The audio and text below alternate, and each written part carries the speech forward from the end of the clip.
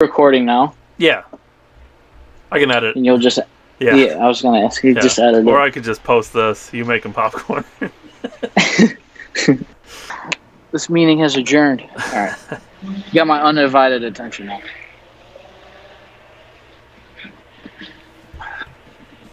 So yeah, this is it. This is the studio. I like December it, dude. 1773.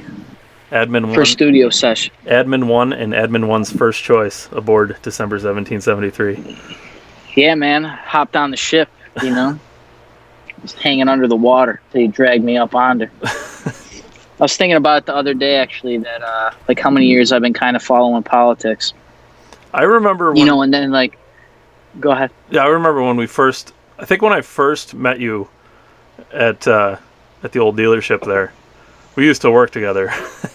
And I think when I first met you, you kind of didn't follow it super heavy, if I remember correctly. You kind of, it was there, and but I was opinionated. I didn't like necessarily stay informed. I just like watched, you know, the typical news or whatever I heard on the radio. But it wasn't until like the SAFE Act really that, you know, I started like reading legislation, or especially the Constitution and shit like that. Like, it wasn't until the SAFE Act. But yeah, like I remember like the talk radio. You turned me on to talk radio, basically.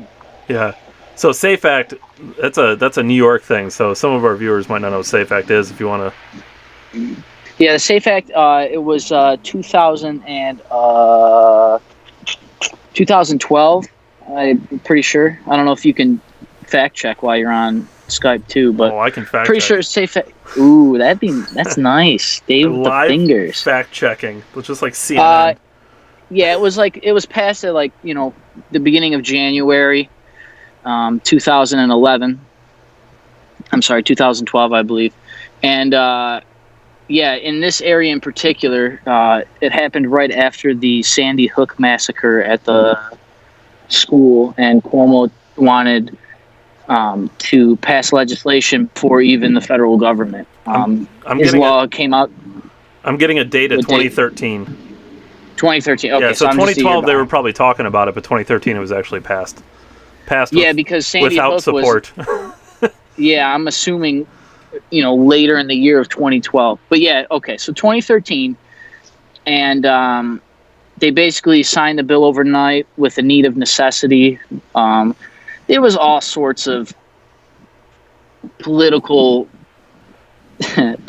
ties that they used. You know, like there's supposed to be a 3-day grace period with bills, and there's just all these stipulations, and basically it was just all null and void. It was what the governor of New York wanted, Mr. Andrew Cuomo, who is in the national spotlight now for his coronavirus campaigning. But yeah, he basically just came out and he's like, this is what we're passing.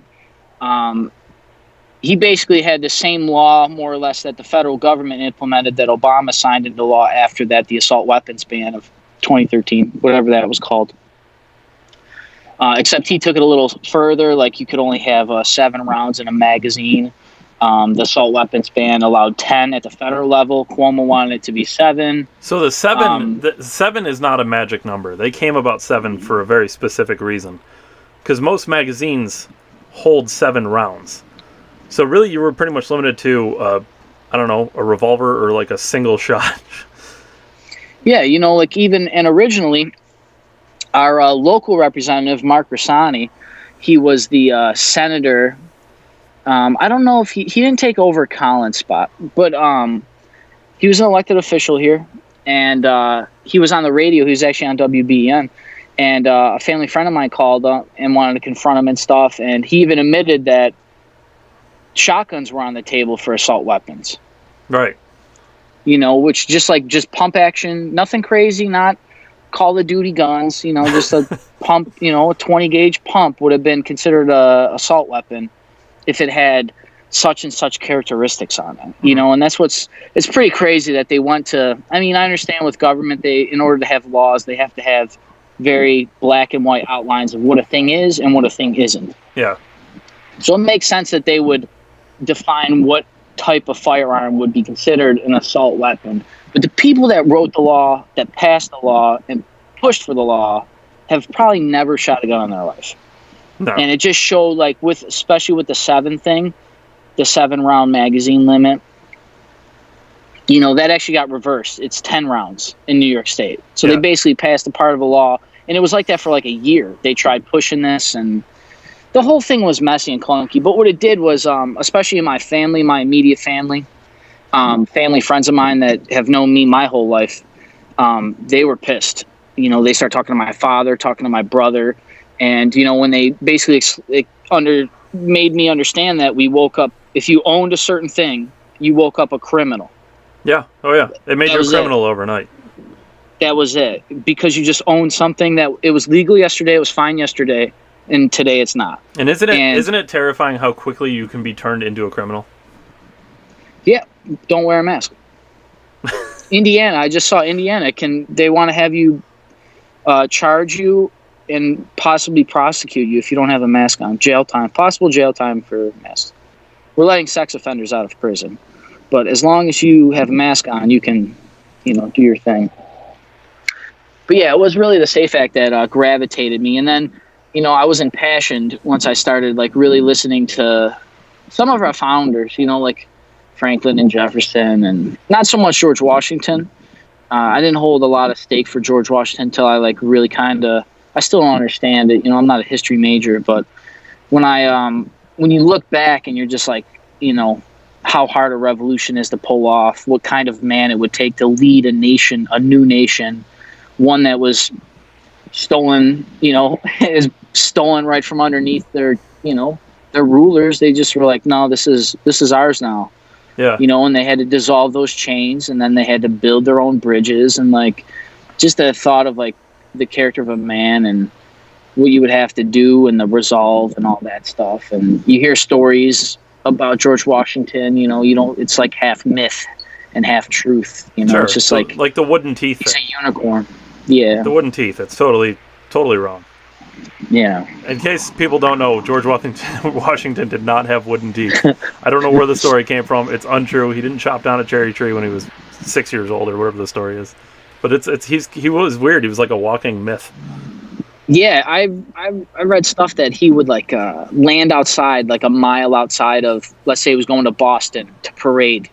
He'd take a chariot, he'd be inside. He wouldn't ride that way from Philadelphia at that time was the capital. Sure. But he wouldn't ride from where he was going to that place on horseback like a regular person. He would be in a chariot, and like, like you would expect of the day. He had very high luxury, but he would get out before they would get into town, and he would ride in on horseback, and he would be perfect. Like he would powder his face basically, like clean. He wouldn't have any mud on him. The horse wouldn't have mud on him, because he wanted like it to be a symbol, of like integrity and like not perfect, but like he was reaching for perfection. Like his stature even, I've heard stuff about that he would just stand in the White House, just stand there a very particular way so that he looked probably what we coin now as presidential. Sure. Like the whole that has become presidential statesman, that kind of thing, that archetype for that, that caricature.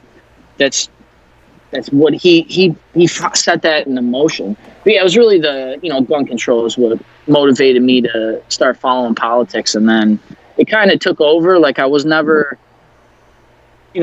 super big into sports as far as following them. So I think like that made it easier, because that's most people's void right now. And that was something I wanted to bring up to you actually today. Yeah.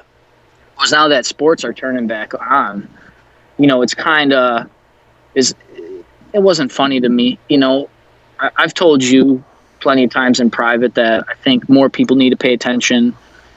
Sports is a distraction. Mm-hmm. And with COVID, it just squashed everything. And then not only that, but before that was Trump too. He basically took politics and made it like Keeping Up with the Kardashians style. He made it into a reality show. Really. Reality show. Sure. Yeah, and maybe it was for the better and it was for the worse, obviously. Like it's a half glass, half full thing. Like I don't know if you could equate it out to like what's better, but at least it got people's attention, even if they were low information voters. Sure. But now that, the sports and concerts and everything got turned off, like everybody was just stuck on their news, like everybody was a scientist. Everybody's a political genius. Like it was funny. And now that sports are turning back on, Yeah. I think it's the crazy stuff that will come out of the woodwork is going to just amplify. Yeah, I always find it difficult because I do really enjoy sports, but I I gotta try and keep myself from distracting, because I obviously pay attention to politics, but I'm not gonna lie, sometimes I want to turn it off and just watch some sports. But Yeah, I even got like that right after the election, particularly because it was, I think, Hillary Clinton, it was definitely way more frightening than Joe Biden. Joe Biden. So it was like the amount of effort. I mean, you weren't working with us at that time, but I was doing videos and I was talking to people at work. It was just like all of my day. I listened to talk radio all day. Mhm. Way home, at work, on the way home from work. It was just like it absolved my whole life for the 6 to 8 months. And once again, it was weird. Like you saw this change. Like at first, people were like, whatever, because it was too far off. Like a year out. We're 100 days from the election now, less than. So it's like now I feel like the burners are getting turned on the stove. I here, just and mentioned people are gonna that. start. I actually just mentioned that in a video we got coming out this week, but you can tell like it's campaign season. Like you're getting emails and ad blasts and all types of stuff. Like campaign season is getting in full effect. Yeah, I was at my dad's yesterday, and there was a Trump ad on TV. I'm They're all over the place. Yeah, he doesn't even have cable, so it was like whatever, PBS or something crazy, like. Yeah, but yeah, it was that same thing. Like the slowly eroding of the American conscience was on something else, and I was like, oh, all right, Trump's the nominee. Okay, he said something funny, said something racist, said something. It was just like all of these like. Check, check, check. And then when it came to election, once again, everybody was a political genius. Everybody was a freaking political scientist. And, for someone who put a little bit more investment of our time into it, like you and I, it was kind of like, it was like watching fish swim in a bowl, actually, to like see them not devour each other, but like to get that rise and like that fever and like, this is what like makes politics exciting, right? Because it's such a boring thing, really. People talking and passing legislation. Yeah. But like when it's, especially him, he's so controversial. Like it's like, once again, celebrity style presidency with social media and the internet and podcasts is just like this very like poppy thing. Yeah, it's weird. Like campaign season, it turns off once in a while. Campaign season, it's interesting to make it a sports analogy. Campaign season is like the playoffs. I mean, it's just another level of everything going on. Yeah, it's definitely a blood sport too. On top of it, yeah, like, could you imagine like making $250,000 as a congressman, and then it could every 4 years you gotta you gotta fight for your income every other year. The problem is the $250,000 is nothing. I mean, that's not what they're making their money on. And that's really where the problem comes in, is we got these lifelong bureaucrats just raking it in from lobbyists and all types of. That's really where the problem is. The $250,000, you might as well make them unpaid. It probably covers their health care and shit. Well, that's free on us. Yeah, free. Yeah, free on my great-great-granddaughter, because we're not there yet. Yeah, I recall, because none of them took the Affordable Care Act when it was offered to them. Quite interestingly. It's such a good thing, though. Such a good thing. Yeah, not for them. We're not getting rid of private insurance. We're just subsidizing, providing another avenue for it. Really, with the Affordable Care Act, it's the equivalent of college subsidies. It's the student loan program. And I wonder why healthcare went up. Yeah, of course the costs are going to skyrocket, because they know they're getting a bottom baseline. And hey, we're going to make it in China, because we pay 5 cents on every tenth of a dollar to make something. So speaking of healthcare, we've been for a long time been hearing about. Bernie Sanders talked about it. Ted Cruz talked about it. It's one of the few things they agreed on, bringing prescriptions from Canada to lower prices. And I don't know if you saw recently, Trump signed an executive order where that's supposed to be a thing now. Apparently, we're going to be bringing prescriptions from Canada and lowering prices. Wow, a little competition opened the markets, huh? Yeah, so the interesting thing is I don't understand why that wasn't okay before, to be honest with you.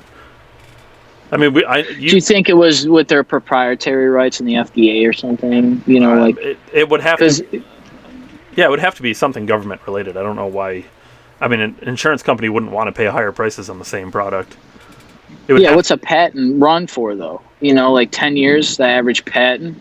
So if you patent a medicine, it can't be made generic for 10 years, or does that not work with medical? I don't. Obviously, we're talking out of Sure. Yeah, that's not my field, but yeah, it does. It really doesn't make sense. Like, why? There's generic toilet paper, and then you can go get Charmin, which is like sure. top tier. Yeah. Why isn't everything like that? It's just it's our admin John has brought it up, like, how come insurance doesn't operate like car insurance? Like, you can just shop around, like you can go to a DRP, you don't have to go through a middleman. Like, why? Sure. Why are we putting roadblocks up for medical? Well, part of it is car insurance. Progressive, you can buy in California, you can buy it in New York, you can buy it in Florida. This is actually something Trump talked about during the campaign and never did anything with it. When we talk about his promises, I did a video recently and everyone was talking about all the promises he kept, and that was one of the big things they liked about him. But one of the things he definitely didn't keep was his he used to call it the lines in his debates, and it sounded childish the way he put it, but really what he meant was getting rid of state lines for insurance to make, it could make something happen more like that, where you could operate more like car insurance or home insurance. Yeah, I remember when I went to college, I went, I was still a resident of New York, but I lived in Ohio, Cleveland, Ohio area, for the 2 years I did that. But all my insurance was through my mom, because of Obamacare and stuff. But they told us, like, if anything happens, you need to make sure that you can go to a hospital or go to a doctor down here that's accepted. And it's, over state lines. It's normally not always a thing. Thank God I never got hurt, because I don't even know what I would have been able to do. Yeah. I didn't have any medical needs, or, thankfully I'm healthy all around mostly.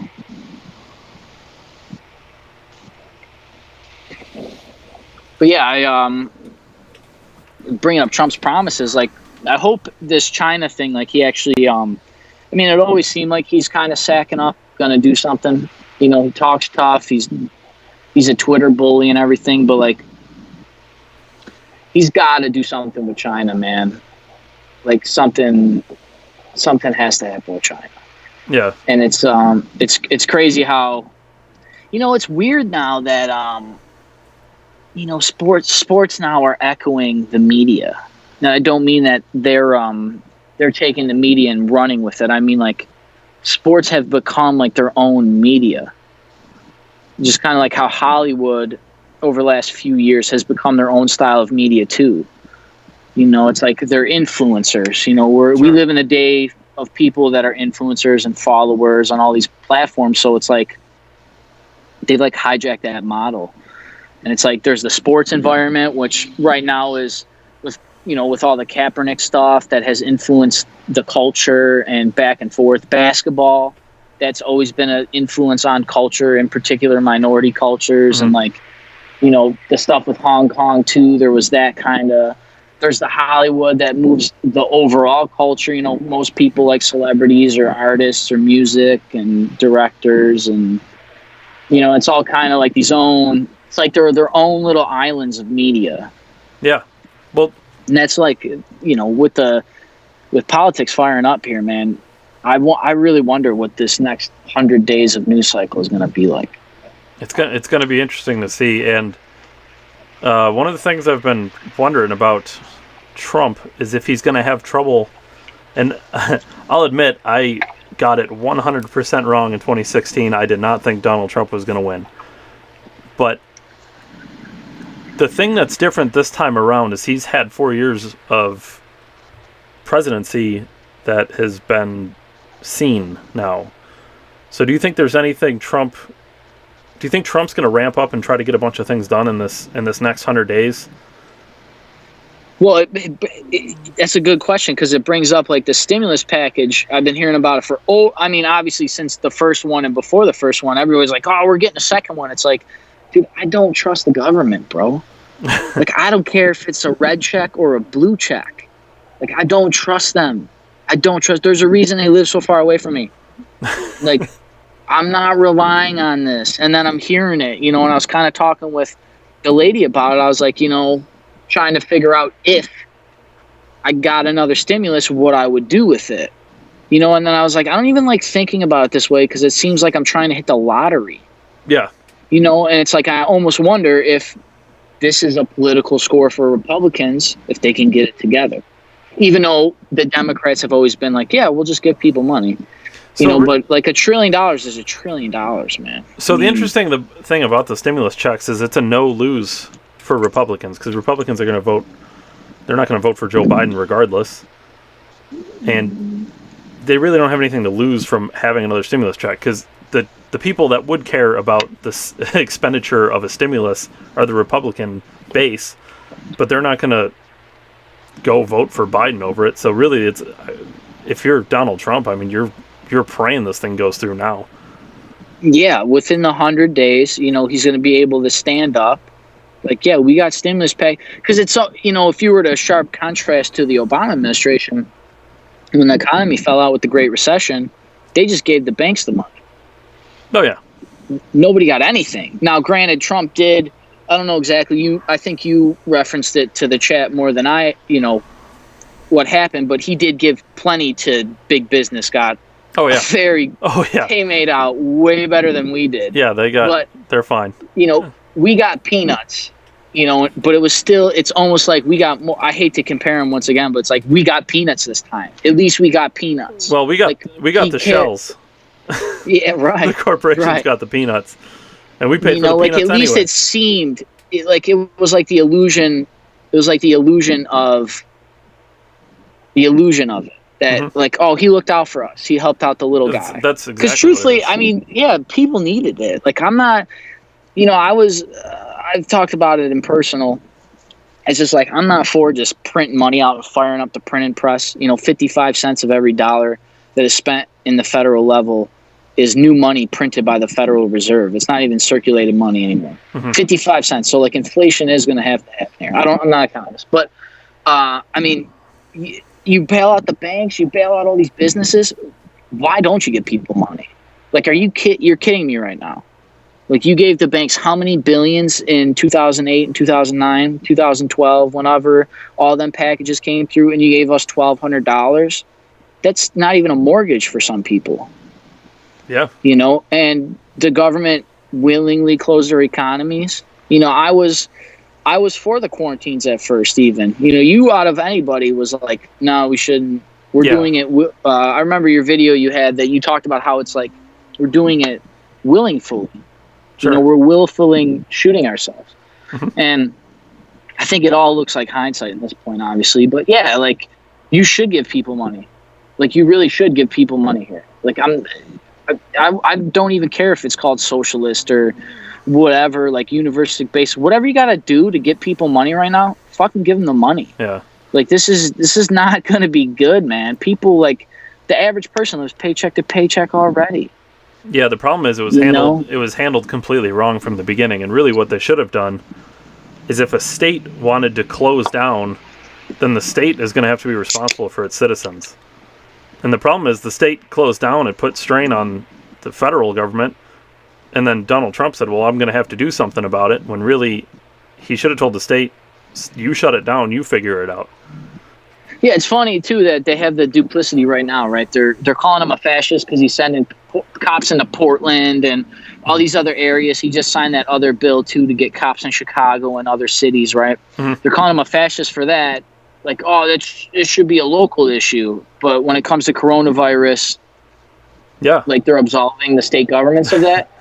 Yeah. Like he shouldn't. He should provide funding or whatever. Yes, he should open the doors, be open arms. You need resources, people, money, manpower. Yeah, and he did. I don't know everything he did. I know in New York he helped. Whether that was enough or not, I don't know. But yeah, it is a state government issue. And then it was like this pussyfoot game that they were passing the buck back and forth between them, that they were blaming each other. And it's just like, dude, the lack of leadership. Like I know Trump never claimed to be this great leader. Like he didn't come in. He wasn't even a powerful speaker, really. He's not like like a JFK type that just like his words are thunderous. You know, he can get a reaction. Oh yeah. You know, and that's not necessarily the same thing. It's not always good. It's not always bad. But I mean, he can get a reaction, and I think for the last few months he's been playing catch up way too much during his presidency. Mm-hmm. You know, and I think that's something they'll bag him for. Yeah. Especially Biden. I think Biden, if there will ever be a debate, unless it's going to be done like this. Yeah, so that's. I think. I wanted to talk about that too, as far as the debates go. I there's no doubt in my mind there's going to be debates, in some way, some form. So, what do you think will be? Just them? It's either going to be necessary personnel, like very skeleton crew. It's either going to be like this, or it's going to be on stage with no audience. Those are my two guesses. I would. It has to be in person. I would guess it's going to be on stage. To me, it has to.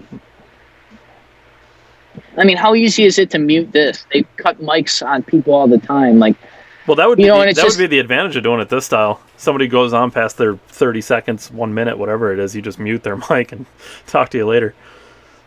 Yeah, it's just like I know there's a limit and stuff, but there's something to be said about the people that can't control themselves.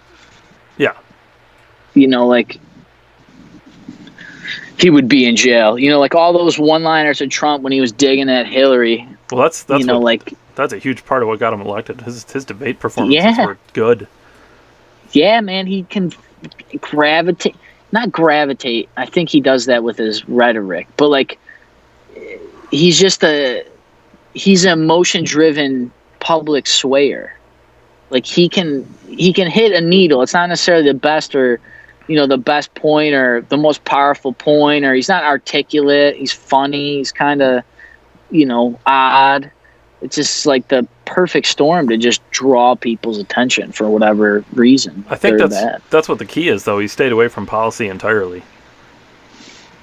Yeah. I mean, he talked very little that was like... Yeah, when he first was running, I remember, and then he gave his Gettysburg Address, because you always said that in 2016, when you were like, I just want to see policy. That's why you were a Cruz guy forever, because Cruz was like, here's my plan.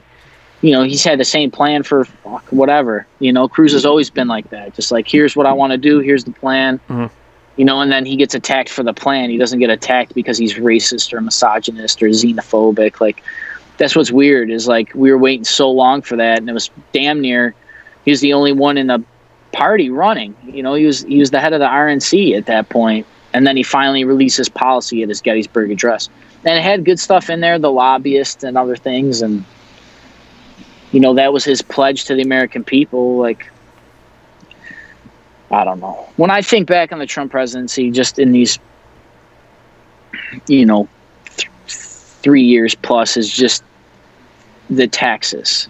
I really think, like, out of anything that he said, is the taxes. He talked about the wall, and I don't know if the border's more secure or not. I know the border numbers are down. I don't know if that's from policy from him or Obama, but I just really remember him pushing the borders and the taxes to have a stronger economy. And it's like you hear some economists say one thing and some say the other.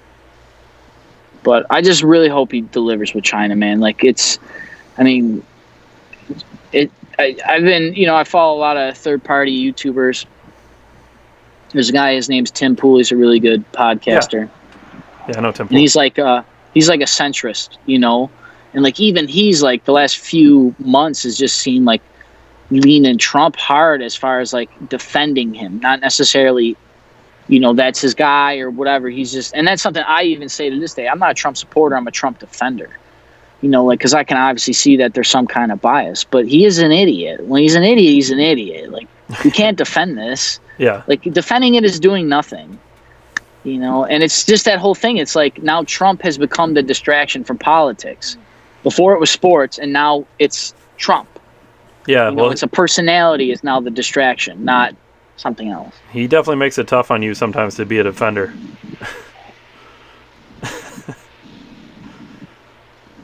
Yeah, especially like it's easy to just get caught up, when you're on Facebook and someone sends you, a 700 word essay about why Trump's an idiot. You're like, how can I rebut this? I'm not going to take my time, and two, this would take a lot of research. Like, yeah, like a lot of the time, because everybody has their issues. You know, everybody's got the one issue voter is always a thing. You know, there's always that one thing somebody will be like, nope, I'll vote for this party just because of this one thing. Yeah, I'm not quite there. I'm not quite there. I wouldn't totally throw out a candidate I like for one issue, but I gotta say, being pro-life, it's very difficult to vote for some people. It's tough. Yeah, and that's it's something like, you know, I don't even. I guess I entertain pro-life like more philosophically than practically, you know, because I know what I would do. You know, I know how I live my life, and no two people walk the same life. You know, like they always tell you, don't judge somebody else because you can't walk in their shoes, and it's just like, okay, where does life start for you then? You know, like I had this with a family member of mine. She's a younger girl. She's younger than I, and it was just kind of like she ended up telling me that I was pro-birth. Which I love that they have now rebranded it. Yeah, it's rebranded, just like racism and just like everything else the extremes have done. Yeah, you're just pro-birth. It's like, all right. You know, my dad has one of the most sound arguments I've ever heard. He said, you don't take two dead things and make a life out of it. He's like, wow. He's like, even the soonest, like, life comes from living things, so how is it not a life the minute it's created? Yeah. But then he goes and mows his grass, you know, where then he goes and, you know, like how small we talk, you know, it's just like, well, once again, I look at it more like, I try to look at it more philosophically, you know, at least when it comes to like open political discussion about it. Because it's like I said, I know what I do. I know how I live my life, my morals, what I would do. And like that has nothing to do with the law. Yeah. You know, like I try to separate them. But I really try to get down to the brass tacks of like, okay, if you don't think it's alive, then when do you think it's alive?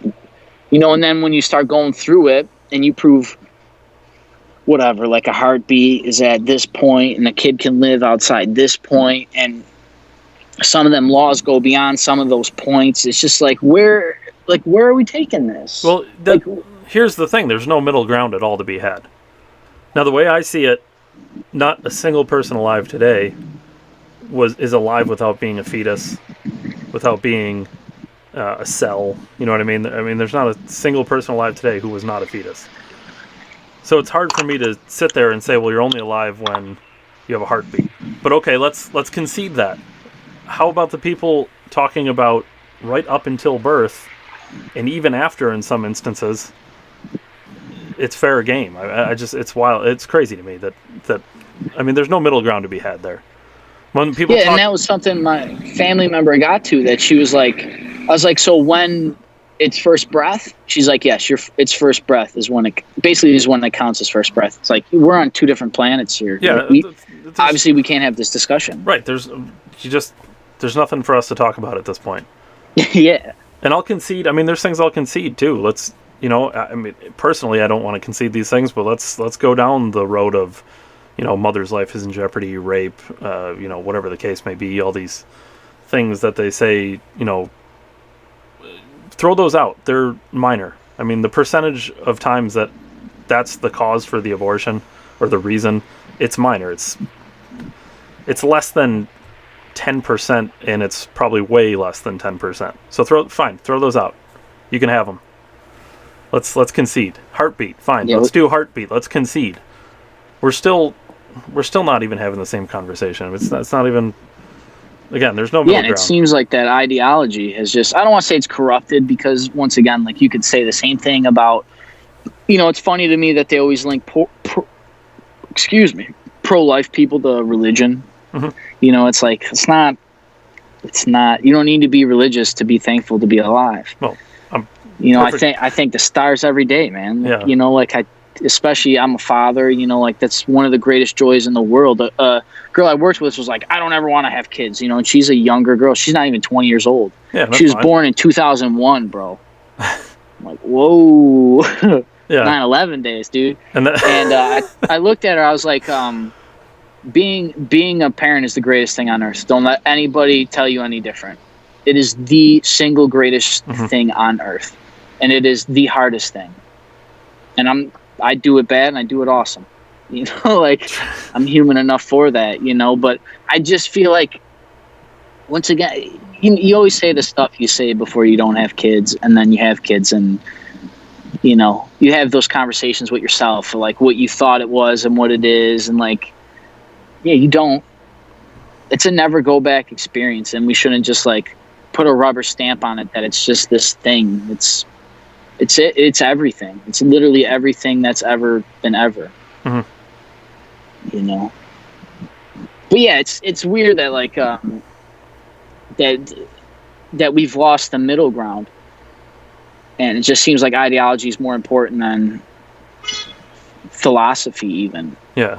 Because it's like you can still, like, once again, like you can have your beliefs and your faith in whatever, God or the politics, the law, whatever, and you can still entertain those thoughts and still not go back on what you believe. And I feel most people that I know can do that. And that's on both sides of the aisle even. But there is plenty of people that I know personally and have met, and I've gotten into arguments in public that's just like it's binary. It's like you go here and all right, you're done, you're cut off. Like, yeah. We've hit a wall, now you're evil. Like my mother always says, I hate Republicans. Like just broad brushes them. It's just like, yeah, you're part of the problem, and she doesn't vote, which is another thing I find hilarious. I hate Republicans. Like, okay, you don't got to vote at the federal level. Go vote, go vote locally. Sure, that's the biggest impact you can have. Yeah, literally, or go to like a budget committee or stuff. I've never done anything like that since high school, but like I think I went to 2 town hall meetings in Depew for school. Mm-hmm. And it's a weird thing. Did you go when? Was there town hall meetings when they were talking about? Was it Depew absorbed? One town absorbed another town, right? I didn't go to any of those meetings, but I did go and vote that day. Okay. And it was, I'm pretty sure Cheektowaga was going to absolve parts of Depew, and Lancaster would absolve the others. Okay, Depew so Depew is was going to be actually split. a village of Cheektowaga already. Okay. It's the town of Cheektowaga, village of Depew is like technically how it's classified. But Lancaster, like depending on where you live in Depew, because we're sandwiched between the two, you'll pay Cheektowaga tax when you live the west side of Depew, and the east side is the Lancaster numbers, because they both pick up the budget for the village. And then you'll also have village tax on top of that, right? Yeah, and that's what they were. And then state tax. Yeah, and that's what they were really voting on, was there was going to had to be an increase in the taxes on the property, not only for whatever, but it was because the services. They're like, if we want these same services, we'll have to pay more, which is the way they always sell it, even at school. Like, oh, we're not going to have art class. Be like, really? There's nothing else you can get rid of here? Teacher makes $100,000 a year. Yeah, I was telling my mom the other day too. Like, I'm fearful that like government would have to be cut so small to get this country out of debt. It wouldn't even be. You wouldn't even recognize the government. Oh, it would literally be a ghost. But the thing is, you'd have to slice everything. it, and you'd have to keep a fairly high tax rate, because now you're going to have to double up. You have to pay for what you're already spending, and then you're going to have to pay on what you already spent. And that's a problem with the Trump tax cuts. Like, he lowered taxes, yes, but he didn't decrease spending or government size. So it's like, yeah, I got more money, but like, yeah, right, yeah. Because government always has to grow. Like, how? Why? Yeah, you have more money. You have more money now and less later. A lot less later. Yeah, your purchasing power is with compounding, fractioning interest, and I'm not an economist, but I really can't imagine. I'm not either. I know when I'm in the red, it's not good. We have 2 economists here, and neither of them are on the call. John and Jeremy. I don't know if Jeremy in economics. He's golfing right now. That's what you go for the degree for, so you can go golfing. I think Jeremy's going to school for economics too. John already graduated, but I think Jeremy's going. Jeremy's a young buck. He's the youngin' out of us, man. Kevin's the old man. Is Kevin the oldest? Yeah, I'm pretty sure he's older than you. He's older than me. You're what, 31? I'm 30. Yeah, I think he's like 32. Oh man, he is old. I'm pretty sure he's 32. We'll have to get him on. Easy, bro. 30's the new 20.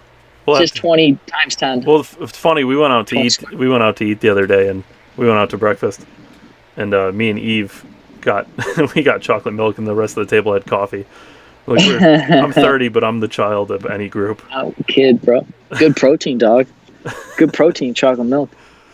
Yeah, As long as it's low sugar. We'll have to get some of them on here too. Kevin, Jeremy, John. Yeah, I think they're camera shy is what it mostly is. Probably. I'm camera shy too. It's all right. You're the one who's most willing to go on camera. Yeah, I'm camera ignorant, intolerant, ignorant. You're camera Trump. Camera Trump. I'm camera inspired is what it really is. So it's like, yeah, one of the most powerful things about the capture stuff now is like that's one of the reasons. I mean, I recorded hours in private before I ever released in public. Oh, really? You know, like I would assume that. Oh, yeah, like I probably have shared 10% of the stuff I've ever created. Oh wow, I just jumped right in and I said, well, Ryan does it. He doesn't care, so I'm just gonna jump in.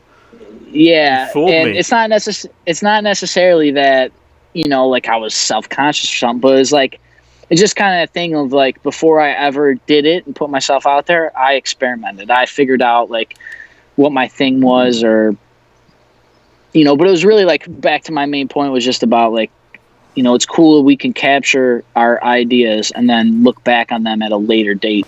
So you talked about, I wanted to talk about this. I know in 2016, I don't know if I can expose you or myself here, but in 2016, expose away, bro. In 2016, we both talked about being undecided, literally until the morning of the time, and until the morning it was time to vote. We just woke up and for some reason said we're going in, we're pulling Trump. Yeah, we both did. Like literally, I think I actually had a dream that night about it. Without prior discussion, by the way. We both were kind of like, I don't know, maybe, and then we both went in and pulled Trump. I did a video 2 days before the election, and then I did a video on my way to the election to vote, and then I did a video right after on who I voted for. Yeah. I think it would do me some good to go and see those. But yeah, I literally like woke up as like I gotta.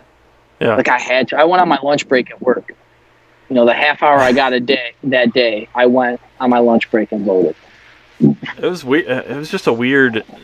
I don't know. It was weird because I wasn't his biggest fan then, and I'm still not his biggest fan now. But for whatever reason, I just hopped in, and I think the biggest reason for me is the alternative. For me, I only had one alternative, and I know there were more than one alternative, but for me, it was either Trump or Gary Johnson, and something about Gary Johnson just did not. He just didn't do it for me. Something I thought about right after. You remember when Trump was elected? He was like in office like a few months, and he dropped the mother of all bombs on them Al Qaeda guys. Oh yeah. I remember telling the guys in the chat that were like super Gary Johnson. I was like, Gary Johnson would not have done that. He wouldn't have. And it needed to be done. I really don't care. It needed to be done. It needed to be done, dude. Yeah. Like, hey, this guy is like behind the the intelligence and everything else of mass murder and sex slaves and drugs and terrorism. Do it. I wouldn't even let him finish. Trump probably didn't either. He's just like, do it. Just do it. He's like, let me push the button. Sir, we don't have buttons. It's a PlayStation controller. No, that's part of that was part of it for me. Yeah, I mean, and that was planned during the Obama administration, which was also something funny because they were saying he's war hawk, and it's like, dude, this was the military guys planned this. The president isn't plotting strategic plans, dude. No, that's not how it works. You watch too much TV. It used to be that way like 100+ years ago, but that's not quite how it goes. Yeah, when they were fighting in the Revolutionary War. Like, hey, we should probably go over there. General Washington actually knew about war. Isn't that wild? Could you imagine that today? Dude, and it was like that for thousands of years. Like Alexander the Great. Yeah. That dude was 32 years old when he died. And he fought in every battle on the front line. He wasn't even old enough to be president. Yeah, for the entire time. Yeah, guy conquered the whole known world. One of the largest empires ever conquered in human history. Dude did it in his 20s. slinging dicks with guys and everything. Like, God.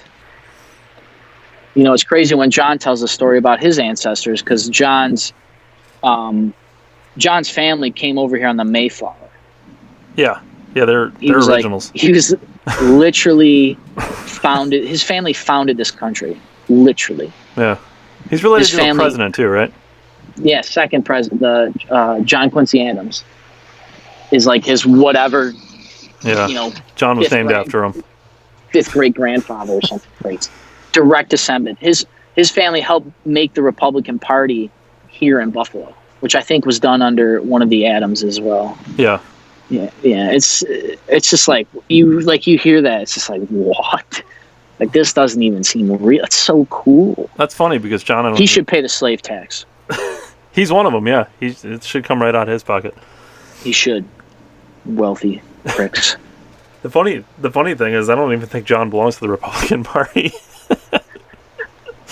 Probably not. I was independent forever. His ancestors created it and built it from nothing, and he's like, nope, no. I'm good. Pass. Hard pass. So, okay. I'm going to bring up, what do you think about the Wayfair thing and the child pedophilia? Ooh, I feel they're separate things. Can we do this next week? Let's do this next week. We'll do this next week. We're going to do this next week because right now I'm cameraless, and I want to be on camera for this. Okay.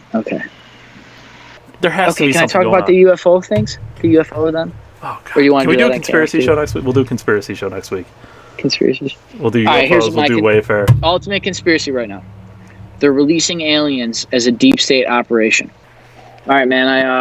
I think we should adjourn this. Yeah. We're at like an hour. About an hour and a half. We probably got a good hour content there. I know you do the editing and stuff, but if you need anything from me, let me know. Sure. Yeah, and then I'll talk to you in our chat about next week. I like the idea. We'll do conspiracy one. That'll be fun. Okay. Conspiracy roundtable. Yeah, you're the more knowledgeable conspiracy guy. They're listening, bro. They're gonna give us a vaccine that has a chip in us that tracks us. Like, oh, did you look that up on your smartphone? Pretty sure you carry the chip in your pocket, you fuck. I'm telling you, bud, when Neuralink comes out, I'm getting chipped. Dude, everybody's gonna get chipped. Neuralink's the day that you can, coolest shit I ever heard of.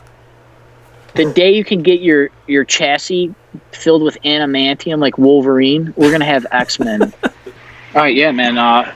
Great. It was awesome talking to you, bud. And I'll be texting with you in the chat, and I'll talk to you next week. All right. Perfect. All right, man. Thanks, everybody, for watching, whoever tunes in.